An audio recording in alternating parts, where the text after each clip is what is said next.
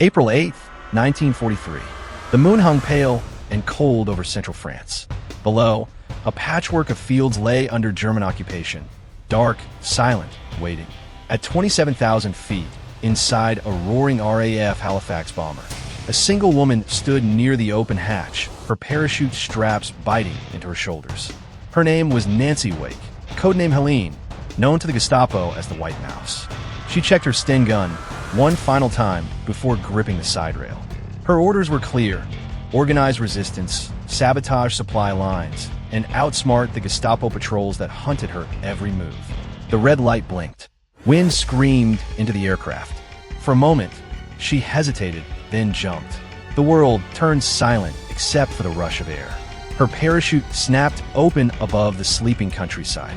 She drifted down toward occupied France, where every shadow could be death, and every whisper could betray her.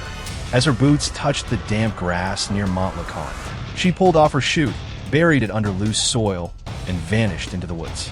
Tonight, the White Mouse had returned to the maze, and the hunt was about to begin. By dawn, Nancy had already reached a safe house on the outskirts of Montlucan. Inside, dim lamplight flickered across maps, weapons, and coded messages pinned to a rough wooden table. The air smelled of sweat, oil, and fear. Around her sat men hardened by years of occupation, French resistance fighters who called her Madame Andre. To them, she wasn't a guest, she was their leader. With calm precision, she traced her finger across a railway line on the map. "This," she whispered, "is where the next German supply convoy passes. We cut it here." Her words carried the quiet authority of someone who had faced death too many times to flinch. Within days, her small band began operations, blowing up bridges, ambushing patrols, sabotaging communication lines. Each mission left the Gestapo furious and desperate. They called her the White Mouse because no matter how hard they tried, she slipped through every trap. Once, cornered by German troops in a farmhouse, she fled through the forest barefoot, bullets cracking through the air. "Catch her," one officer growled, "and shoot her on sight."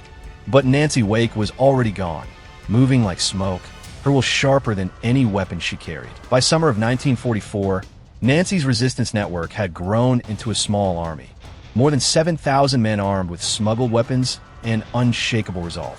They trained in hidden clearings, under the hiss of lanterns and the echo of distant artillery. Word spread across the valleys: the White Mouse is leading the fight. German command posts began to fall one by one. Bridges vanished in thunderous explosions. Trains carrying ammunition derailed in the night. Nancy rode a bicycle over 300 miles through war-torn terrain to deliver a crucial message after radio lines were destroyed.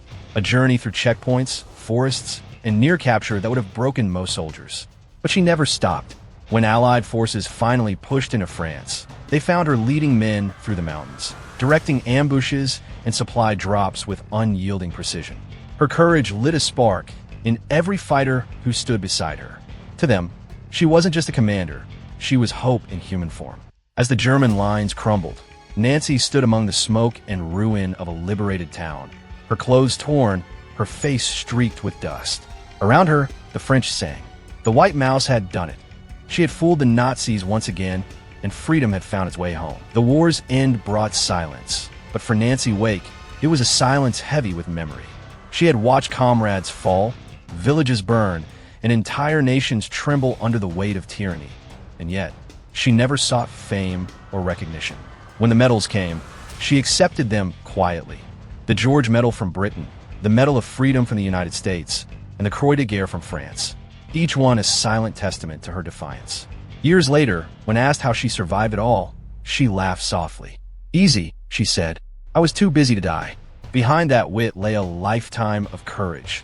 A woman who outwitted one of the most powerful regimes in history, guided armies from the shadows, and saved thousands from certain death. Nancy Wake, the White Mouse, became one of the most decorated women of World War II. Her story remains a reminder that even in humanity's darkest hours, one person's bravery can bend the course of history. As the years passed and her hair turned white, the spark in her eyes never faded. Because somewhere deep inside, the White Mouse still lived, watchful, fearless, and forever free. And that was the incredible story of Nancy Wake, the White Mouse, a woman whose courage and cunning changed the course of World War II. Her legacy reminds us that bravery isn't measured by size, but by heart and conviction. If you love this story of heroism and history, make sure to like, share, and subscribe. Stay tuned for more gripping tales from the past, only here on America in Time.